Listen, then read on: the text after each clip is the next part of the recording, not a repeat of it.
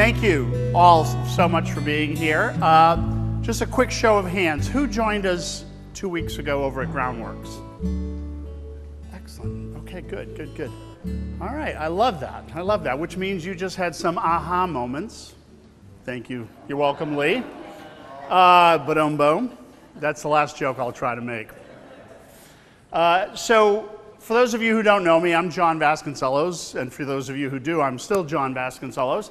I'm the president of the Community Foundation of Southeastern Massachusetts, and I've had the great pleasure of having this wonderful job for not quite a year. It'll be August 1st that I took over what I think is the best job around, certainly in the area. Maybe not as great as Dave Clayman's or Beth Perdue's, but it's pretty high up there, I think.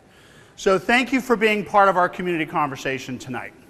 This is critically important. This is one of a series of moments that we are having with the community in New Bedford to talk about a really wonderful opportunity we have through the Community Foundation, but more importantly on behalf of New Bedford. But before we do that, I want to make sure folks know a little bit more about the Community Foundation. We have two panels here. One has our mission, and one has one really pithy couple of lines there that I think are quite important. Our mission is to mobilize philanthropy by matching resources and donors with community needs for the benefit of our region. Pretty much familiar with a community foundation. We're not a private foundation. We're not a corporate foundation. A community foundation, where a private foundation is usually a family of great wealth decides to make a big philanthropic investment, sort of like the Rockefellers or the Fords, and puts some money aside for philanthropic purposes. A corporate foundation, not unlike, say, Bay Coast or Bank 5, puts money aside as well to do philanthropic work. A community foundation, you guys are now beginning to track, is where a community comes together and puts together smaller, discreter, more discrete pockets of money to help the region. So it's only about a 100-year-old idea. It started actually in Cleveland in 1915, and I'll stop there. But for those history buffs who are interested in it, look into it. It's a really cool concept, how it came to be. But the idea being that there are funds within a community that need to be put to philanthropic use, but rather than start their own foundation or their own scholarship, they want it to be commingled with others for investment purposes, so you get more bang for your buck from the investment perspective, but you also have the benefit of the expertise of the regional or local or geographic footprint that the Community Foundation possesses. So this is part of what I love about my job, is that there are no competitors per se. Community Foundation on the Cape, Cape Cod Foundation. In Rhode Island, it's the Rhode Island Foundation. You go north of here, it's the Boston Foundation. Here, it's the Community Foundation of Southeastern Massachusetts, and we cover the entire Bristol County and most of Plymouth County. So we have 41 communities that we try to serve by doing what we do here in our mission. And we've been doing that since 1995. And as a result, we have about $32 million under management. That kicks off a certain amount of money every year that we then turn around and put into the community. And a lot of these tend to be, and this is where it gets a little funky, those are not funds that myself or my board or even my staff decide where it goes to. Most of those funds are what we call donor-advised or committee-advised funds, where an individual will come to us and say, listen, I want to give you $1 million. That's a philanthropic gift I am making to a 501c3, a nonprofit, which is what we are. And then I'm going to advise you during my lifetime as to where I think the money that produces might be invested. It's ultimately my and my organization's responsibility to approve those, but if we did not take the advice of those advisors seriously, we'd put ourselves out of business pretty darn quickly. So it's a really lovely mix of working with donors who are able to make that lifetime commitment, take advantage of that tax benefit, but then also work closely with us to look at what opportunities look like out there and how that philanthropy might change and evolve over time. So we've been doing that for 22 years. As I said, we've got about $8 million in scholarships. The balance of that, totaling the rest of the balance up to the $32 million, are those other type of donor-advised funds and committee-advised funds that we work with. So we've been doing this, as I said, for quite some time. I came on board about a year ago. One of the challenges that I think the organization has is to think about how we grow the business. Any of you in any kind of business, if it's academia, if it's nonprofit, if it's for-profit, you always have to have an eye toward how do I better fulfill this mission. So one of these ideas that we have is who we would partner with. Now we're going to keep, so if any of you want to give me $1 million after this meeting and set up a donor-advised fund, that would be super great. But we're also looking at really interesting strategic partnerships, such as what we're going to talk about tonight. Now the Barr Foundation, which is based up in Boston, it's not that old, it's about as old as we are, actually maybe even a little younger, is one of the largest private foundations in New England, with about 1.7 billion under management. Now remember, I told you we had 32 million. Hey, Glenn. We had 32 million. They have 1.7 billion. So they're giving away between $80 and $100 million a year. And for most of their lifetime, they've been doing that just up in Boston. But as those of us down here on the South Coast love that, okay, here's that second aha moment, when Boston discovers that there's something out beyond the 128, it's really pretty cool. And it's just not a means to get to Cape Cod either. So we are one of 5 community foundations that the Barr Foundation wants to partner with over a few-year period of time, if we do this right, that says, hey, one of our initiatives is around arts and creativity.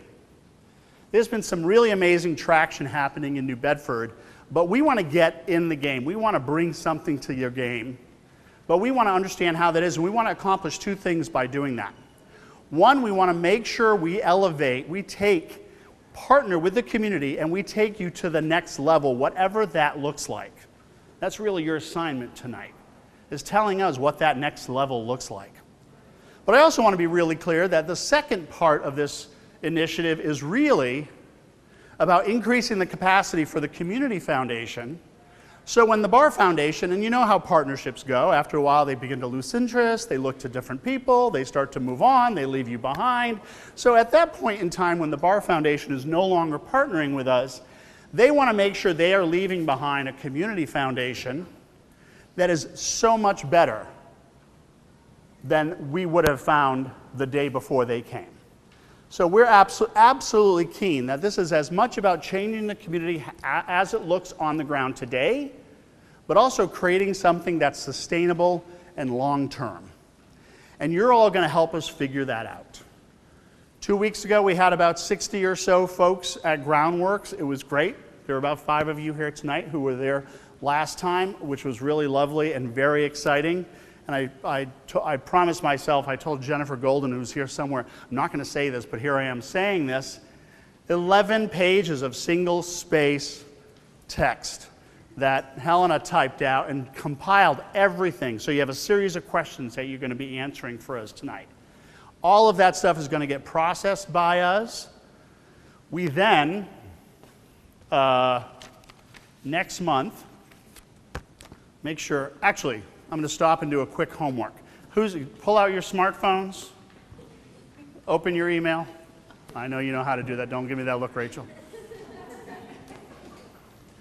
Send an email. You don't have to put anything in it, but send an email right now, if you don't mind, to arts, A-R-T-S, at cfsema.org.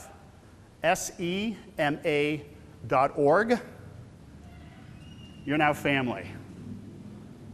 So this will put you on our distribution list, so you know, and trust me, we're not gonna sell you kind of crazy offers of figurines or whatever. I don't know where that came from, but we're gonna make sure, as far as this initiative goes, that you are looped in. If you sign in your email at the front desk, that's great, but if you just sent that to us as well, that's even better. So the next step for you guys after tonight, and we'll revisit this after we come back after our breakout session, is there is going to be an online survey, which the great folks over at the Public Policy Center at UMass Dartmouth is going to help us on. We're taking everything we learn from you all and then really suss out, okay, what's behind this? Where do we want to penetrate? Where do we want to get more information? Where do we want to dig more deeply? And figure out, ask some more penetrating questions. So middle of July, you're going to see an email out that has that survey attached to it. We really need your help to get that pushed out further. We also want to acknowledge that not everybody in our community would feel either comfortable or necessarily welcome in a place like this for whatever reason. And so we're being very purposeful in having focus groups in other communities and other neighborhoods, both by a whole variety of demographics, to make sure we're getting as broad a statement, a broad a set of feedback as we can. So rest assured, we're trying our best, again, to go broad and deep in a relatively short period of time. So we're very excited about that. So tonight, we're going to break out into 5 groups, and I think you are color coordinated on your name tag. You should have a color which will direct you to one of the 5 locations. But before we do that, I want to do some introductions. Helena Hartnett, who's with the Jeremiah Group, has been a pivotal partner in making this all happen in a relatively short period of time. So thank you, Helena.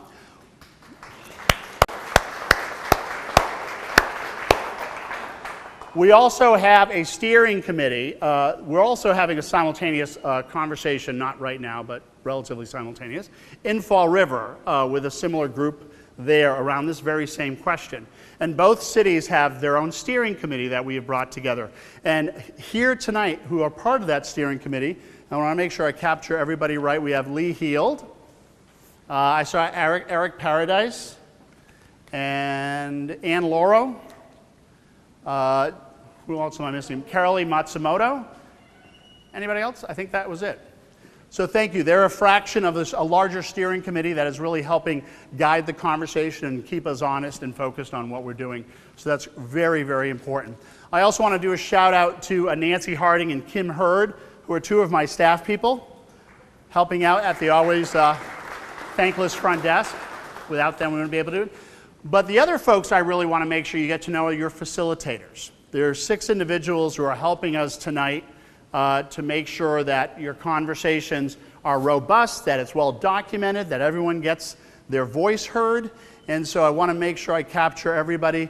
We have Lee Heald, we have Jacob Miller, Carolee Matsumoto, Jim McKeague, Ann Lauro, and Rayana Gray, sitting right, all ready to go. I love it, Rayana. Nice job.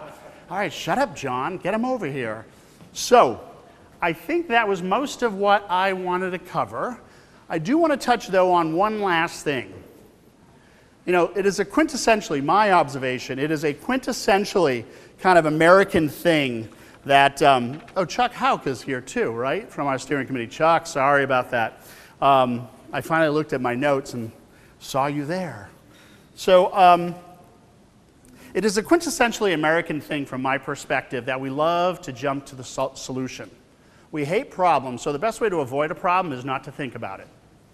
And to not sort of muddy in that. It's like, let's just figure this out. Can we just figure this out? We're a can-do kind of nation.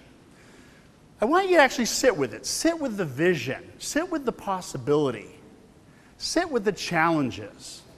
Sit with what's working before you decide, okay, here's what you ought to do. Because my guess is you're all sitting here as you would, because I'm going to tomorrow night's CPA meeting, and I already know what I want the CPA folks. You're all going to the CPA tomorrow? Bellwood Park? Trust me, they have a lot more money to spend than we do. Right? So the idea here is to sit with that for a while and really envision what is possible. Because this is the moment to do that. And when I think about vision for what the arts and culture could look like in New Bedford, I just want to share a couple of words with you that come to mind for me, and they're words that resonate in a variety of ways. We live in a very unique place. This is unlike anywhere else, as that great book from the 70s that Whale created reminded us. Unlike anywhere else. Let's celebrate that. We do not want to look like any other place. We don't already. We ought not to. But we also want to be excellent. We shouldn't settle. We don't need to settle.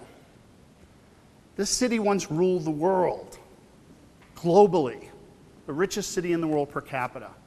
Imagine if you had an arts and culture that resonated at that level. In a lot of ways, we certainly do.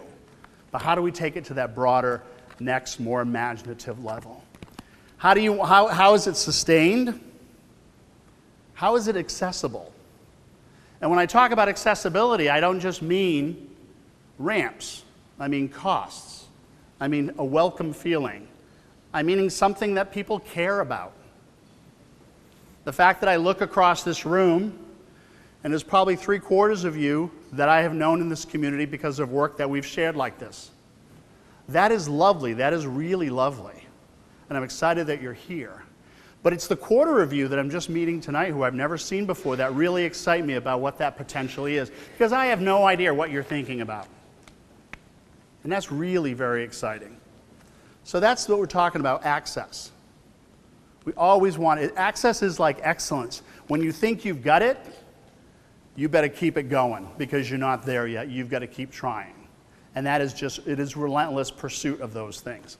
And we talked about sustainability, and then it's diversity. Diversity in the broad sense that we mean it. It is a word that we use a lot that as a result starts to mean very little, but stop and think about what the word does mean. It does matter. And then for me, the most important term here, this isn't just a nice thing for us to do. Arts and culture, and the fact that we're here at this gallery speaks volumes to the fact that Star Store, where I used to come as a little kid and ride the escalator, the one in the city, and buy my Catholic school uniform, the fact that arts and culture is essential to who we are. Wherever you find yourself in whatever dialogue it may be it political, be it economic, be it cultural, I have always found not only just great respite, but exciting, compelling sort of push to get out of my comfort zone through the arts and through cultural expression.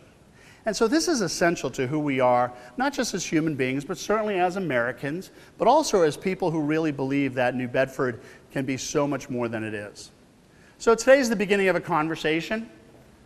You're going to now break out into the 5 groups. There's purple over there. There's yellow over there. What's that color over there, Helena? Green. That's green. Green. And then down the hall we have... On the right is blue, and at the very end is, you go through the double doors, and on the left is red. Perfect. So if you have a color other than those 5, hang out with me because you're one of the freaks. Thank you for coming. We'll come back here in about an hour.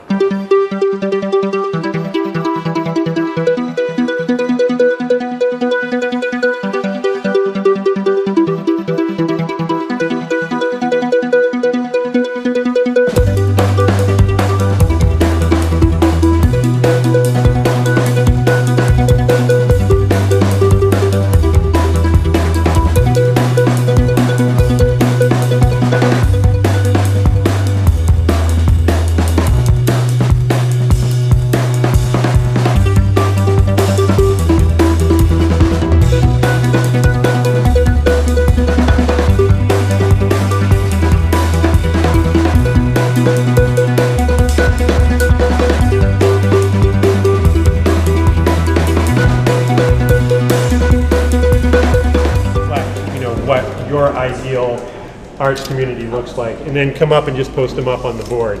After everything is up on the board, we'll take some time, we'll recap what you've written and try to take some of the core takeaways. The other thing that I would add is really think big.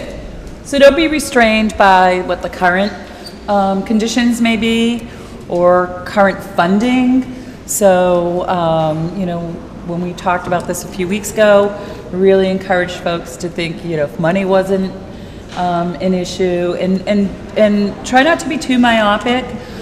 Think citywide. Think about arts and culture in a broader sense than sometimes that we think about, maybe if it's just the visual or performing arts, but culture in the sense of community, a diversity of demographics that live here in the city, what infrastructure needs to be in place to support those types of activities, whether it's, city support, for example, and let's just take the downtown for, is it a walkable location? If you were living in the West End and there was events happening downtown, would you feel comfortable walking downtown? Or if you were further out maybe from the downtown, is there transportation? So all those types of things that we kind of take for granted but don't really think about, that are required to support a very successful art sector and city as a whole. So kind of just think broad.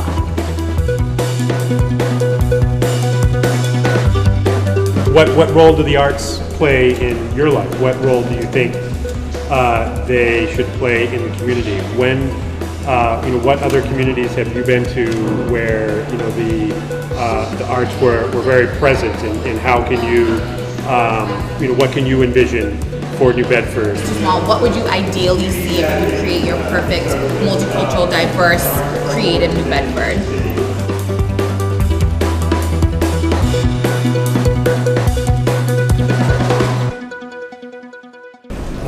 I mentioned that I had a gallery in Tiverton, Rhode Island. And one of the things that Rhode Island has done, they have designated certain communities that are tax-free zones for sales of work by artists. So you sell a painting at a gallery in Tiverton, in Providence, and I think maybe in Pawtucket and a few other cities, and the art is sold tax-free. It's a great incentive for people to support the artists. You want to be able to get here, you want to be able to get around, and you want to be able to park, people, strangers who come here, who are coming through on their way to the Cape or the Vineyard, or whatever they're doing, have a reason to stop here and feel that it's welcoming. One of the things that I hope that it somehow stays, and that is the scale of New Bedford. I think it would be a real shame if all of a sudden we started seeing buildings that were not in scale and character with the place that we all love. It's sort of a contradiction about growth and development and the future, but if there is an intention to say buildings must have some way of reflecting the scale of the place, and let creative people figure out what that means and how that works, and let the banks figure out how to make it pencil, as they call it, so that it becomes an affordable set of projects that are attractive to develop, but it doesn't lose what we care about, and that is an intimacy, but an urban intimacy. So, not just thinking about downtown in this area, but how you can create additional pockets out in the north end, out in the south end, so that we're not only looking to bring them into a certain location within New Bedford, that whatever we create, we have a vision that's broader than just downtown. And we basically say that there needs to be satellites or even a hub that then brings people, to other parts of the city. I think is important. I agree with that. I agree with that. I would also add it's important to be inclusive of all generations, because it seems like there's things for the elderly, things for youth, and things for the younger folks. So if we can use the multiple generations together and how we can learn from each other, I think that's important. I love the idea of having a big festival on our beach, or near the water. I think that would be a great thing. I think about Baltimore and having the boardwalk, and we have such a beautiful harbor, to have a grand festival with artists and have everyone a multicultural, multi-artistic That's something that you touched that we planning to do. I like that. We've been quiet with that because we don't have a space yet, functional, so we can strategize the whole plan. So, but it's under the Cape Verdean Association project, and like the big festival that we have back in Cape Verde Islands, and draw millions of people. And point to that, actually Cape Verde Association was a partner with Hello Cape Verde, and we did a big festival down in Pier. We brought 10,000 people over the weekend. So the mayor was very happy about that, and he encouraged us to to do that, mailing actually. So, but we are in a standpoint, you know, where we need to focus a little more on other things before this thing happen. So we need a culture center to life. Yes, I was a youth coordinator for that event, and it was an awesome event. And that's just an opportunity that you can involve the schools, you can involve different organizations, you can involve the community, and have this big event that you're pulling from so many different strings, and everyone comes together. So I think that'd be an awesome idea. And an example of something like that that's worked, not only did that event work, but like the Charles W. Morgan was another example of where different people came from different organizations, they all contributed, you know, everyone in their own way, and it was so successful on so many levels. So I love that idea. And I love the idea of being down at the water, because the water is the lifeblood of this city. Because the only way we're going to document this if they're written, and I love what I just heard for like the last 10 minutes, and none of it went on the wall. All right, okay, don't make me come in here and yell at you guys.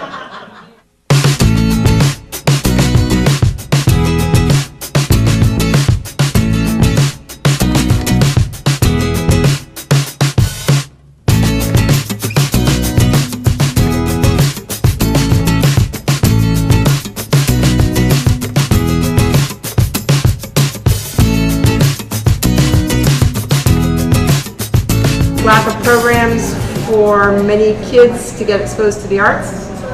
The potential is not well organized. Youth power is not played up. There are real and perceived barriers to access. Transportation and cost needs better access. Capitalizing on our history, our local history. Frederick Douglass, the first free home in the was in New Bedford. I think that this is really important to how we identify who we are, and we have a story to tell through the arts. John sort of referenced some people wouldn't show up in this room tonight because they wouldn't feel comfortable. So how do we create an environment in New Bedford where everyone legitimizes the art that goes on in the city? So what do you love about New Bedford? We're going to try to stay positive. There are some obviously flaws that we have, not many. So what is currently right, very true. Very true. What is currently underway and going well in the arts, culture, and creativity scene in New Bedford? In other words, what do you think has been successful, or what do you love?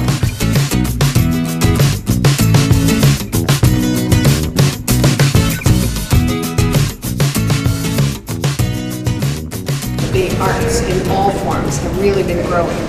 However, I still feel they're very concentrated. Downtown, Mills, Cyterion, that sort of thing. So I don't feel there's the expansion throughout. And how do we expand arts and culture to all the geographic locations in all the communities of the city? Because as we know, there are challenges of some folks getting into the downtown. Just based on what I just heard from everybody, I'm hearing talk about a network of communicating out to a population, that it's not something you can just email or something else like that. You need to have a way to access it in your community, whether it's a library or whether it's a community center or whether it's something that you are in your environment. And so, who made a new friend? Okay, good. Who sat at the table and realized within 10 minutes you weren't going to be the smartest person at that table? Okay, about a third of you, I love it. The other 2/3, I want you on my board. That is great. Thank you so much for doing that. Was that fun? Great, excellent, wonderful, terrific. So what I want to do is do a very quick highlight. We're going to put all of your facilitators on the spot to have them share some highlights, not a whole grocery list, just some highlights to give everybody else in the group some flavor of how brilliant your breakout group was and how next time they want to make sure they hang out with you. Then we're going to talk about some next steps. Okay, does that sound like a plan? So I want Lee, Jacob, Carolee, Jim, Ann, Rayana, come on up here. Just stand right alongside me here. And this is the magic microphone that doesn't actually project, but it records for our friends back in TV land. Exactly. So Lee's done this before, so I'm going to have her start off so you guys know exactly how this works. Last time Jacob thanked his group, and I'm going to do that again this time because it's really fun to meet new people and see new people in the group and to get people to step up. There's a whole different dynamic when you start doing this. I feel like I'm screaming. No, that's only for cable. It's not a projection. I can scream, though. I'm good. I have kids. So I think the big idea that we kind of ended up with, which is intriguing to me, it's not representative of our whole conversation, but the kind of what's next, we ended up with this really interesting idea about cultural programming throughout the community to really not only highlight what's already going on, but to kind of frame some of the great ideas and make sure that they are connected, that they're marketed, that they're nurtured, that they get bigger. And I think it's like the pearls that you string together. If you put them all together, they become something. I mean, people always use the shorthand of mini ahas, but I'm not sure it's just a mini aha. I think it's a whole different way of understanding culture that's nurtured so that people get heard and recognized. And that was my favorite idea about what the vision is and what's a concrete thing that could be what's next. And I do want to thank my group. I love meeting new people, and I'm thrilled. And I'm about to go pick up my cousin in Boston, so I'm going to pass it to Jacob. Great. Thank you, Lee. Thank you, Lee. Thank you, Lee. Well, I want to thank my group too, as Lee said. I love Team Red, so we had a good team dynamic going on, and my team facilitator, who's sitting down, but I just want to thank her, give her a round of applause. But our group, our group really had a wide range of ideas. But I started out with the question that I asked last time with my other favorite group at Groundwork, was what if you could pick your second favorite city, because New Bedford's obviously your favorite city, what would it be, and why is it your favorite city? So we heard some great feedback. We heard about transportation in Seattle. We heard about arts and culture in San Diego. We heard all about different cities, and we were able to start to think about some what's next moments. So we thought about how do we create more pride in the city? Tourism, we did learn, was up about 14%. I don't want to butcher the number, but tourism is up. But how do we get more people from New Bedford to actually enjoy the downtown and enjoy the neighborhoods and build that pride? So that was one big what's next. And then the other is more conversations. Get people together more, talk about issues, and get the community more engaged in the whole process. So it's great, and thank you all again for being here. Thank you, Jacob. Rayana? Thank you. My name again is Rayana Grace. I work at the New Bedford YMCA. I was facilitator for Team Purple. So we talked again a lot about a lot of ideas, and I'm sure that all of the groups kind of had some similar thoughts. And so we kind of tried to pull one really great idea from each section. So as part of the vision, we thought that it was important to always tie our New Bedford history into the arts and culture. I think that a lot of times we think that it might be played out, and we try to shy away from New Bedford, but New Bedford was a leader of the world, and we are now a leader in arts and culture. We're a leader in fishing. So always keep that in mind, that New Bedford has always set a precedent for itself, and so to tie that in with our arts to keep our history in mind with everything. As far as our current reality, we spoke about dozens of different activities that are going on throughout the city, but we really highlighted how all of the different neighborhood sections throughout the community are very close-knit. And while some might see that as being segregated, we really do see that as a plus, that there are these enclaves of different cultures, different communities throughout the city. So we want to use that as a benefit. And as far as what's next, we had two really good ideas. One was just to broaden the idea of what art is. A lot of times it's seen as something that is unattainable, that's something way above people that they can't reach, that is either not accessible because of funds or not accessible because of ability. So to really highlight amateurs, to really make art accessible to people for all ages, and for people to be able to see themselves as artists, so to broaden that definition. And then another idea that came about was that it seems that a lot of people in different parts of the city do get intimidated with coming downtown, that it might not seem like what's for them. And so to expand on what we already have, utilize what we have, which are our public schools that are in every neighborhood. So maybe utilizing them during the summer, with whether that's with an art show or a program or something where people know how to walk to the schools, they know where they are, they're comfortable going there. So bringing art to them, meeting people where they're at, is also a really important step in what's next. Thank you. Team Purple.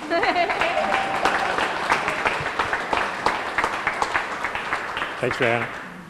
I think Anne, who co-facilitated my group, was yellow and I was blue, so I guess we're team green. But we had a great group. It was a great discussion, and I will not do it justice because we had a lot of terrific comments.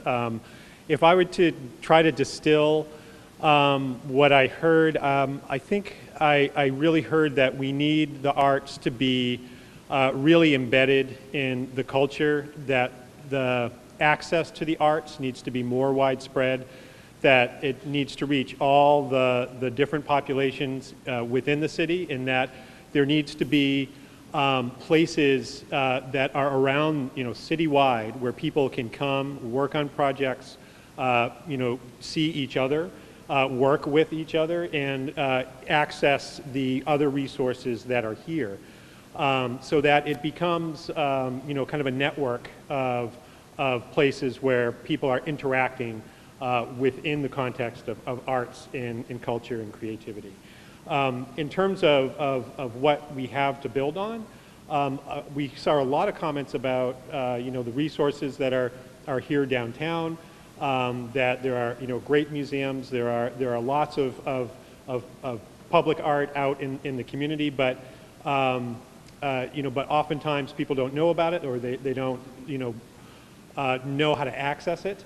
Again, maybe not being comfortable downtown, not being comfortable outside of their environment or their particular social group. So how do we begin to break those barriers down? How do we get more art into the schools? How do we leverage the assets we have, like libraries, to really put art out into the community so that it's a natural introduction into the world of art, and that can also be a springboard for other connections for their life. So really the arts as an economic driver for the city, that it is so embedded that people can find opportunities through the arts to the rest of the world, and of course to the world of New Bedford.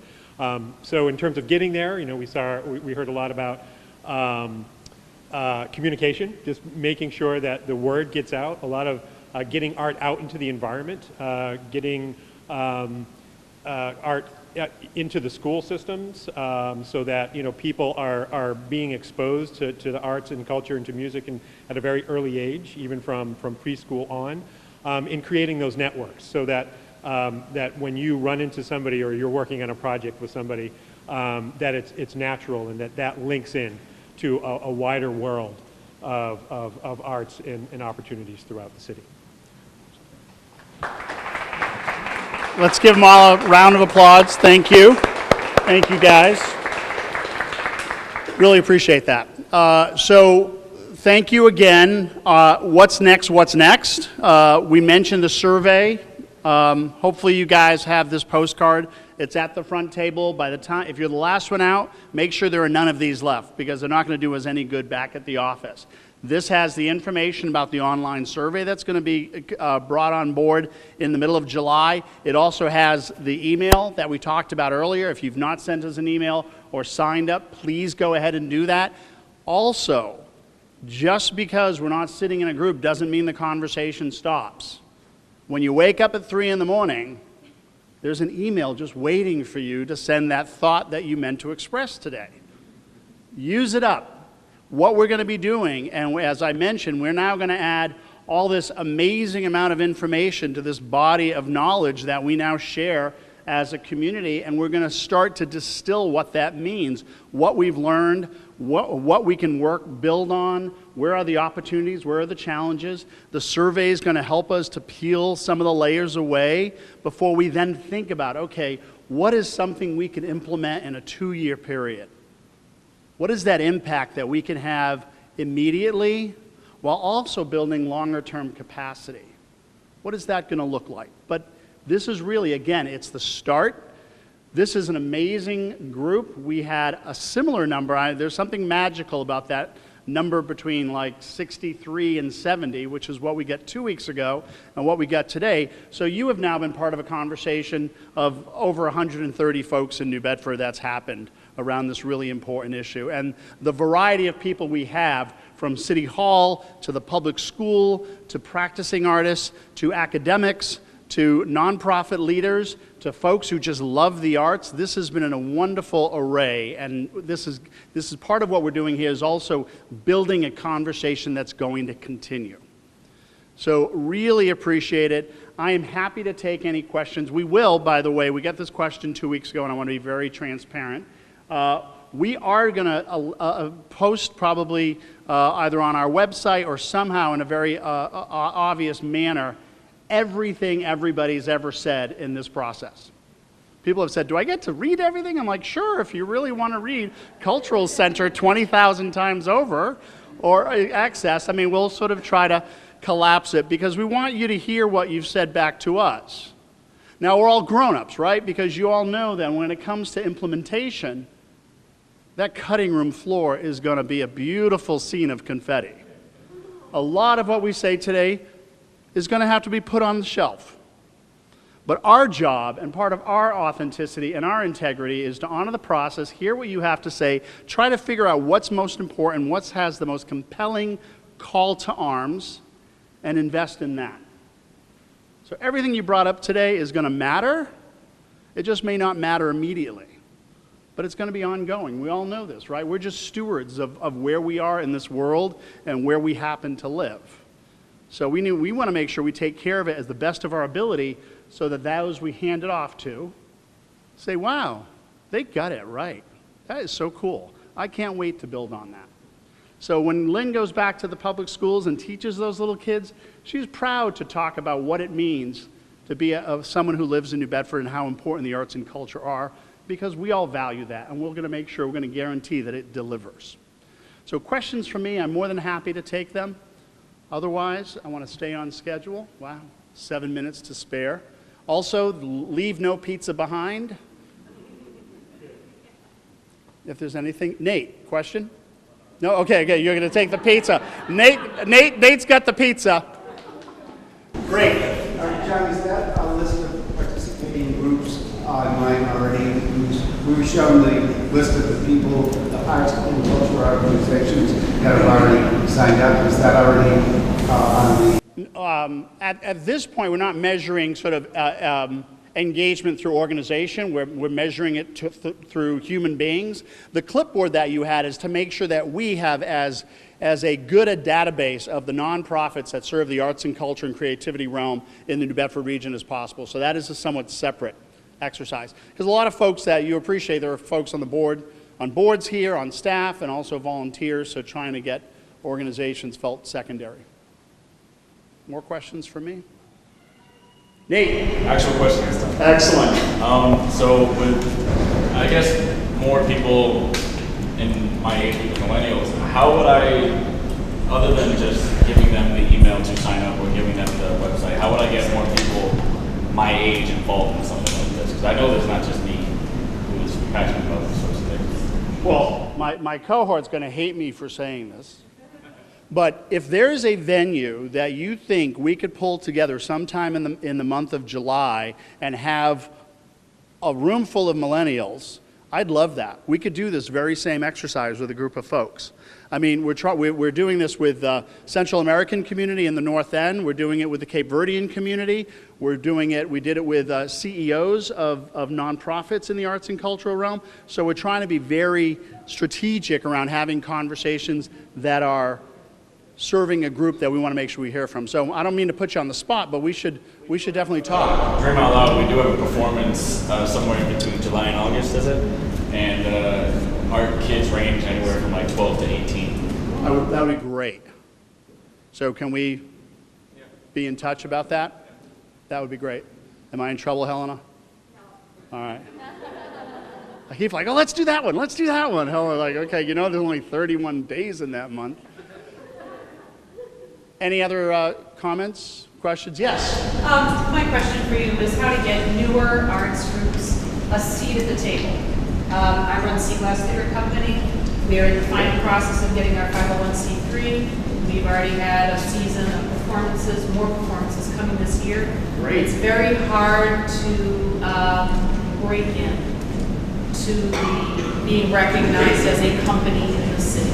What are your suggestions if there are other people here in newer groups? Because not everybody is a 100-year-old New Bedford Symphony. How can we get into the playroom? Well, you're in the playroom now, so that's step one.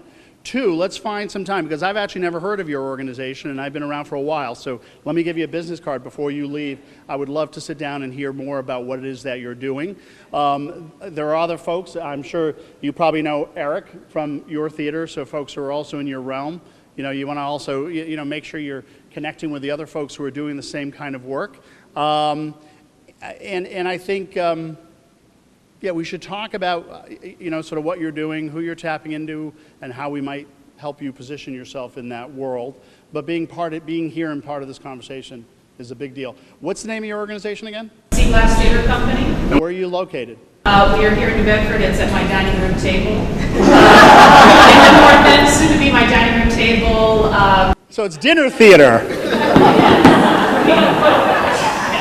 not auditions, John. No, I know that. We are a hybrid of classical music, opera, musical theater, classical repertoire. We've been based in Grace Episcopal Church. Very How cool. in helping us with space there. Great. One of the things that's a big need in this community is a 300-seat theater that is not prohibitively expensive. Yep. Yeah. Yeah. Way beyond my budget. Yeah. So this is part of you're tapping into one of the key reasons why we're having this conversation is where are those organizations that are not getting the exposure because either they're relatively new or they're unknown or they operate in a community that hasn't generally gotten attention, and how can we think about this next implementation phase as a way to give them a leg up? So you're in the right place. Great. Other questions or concerns?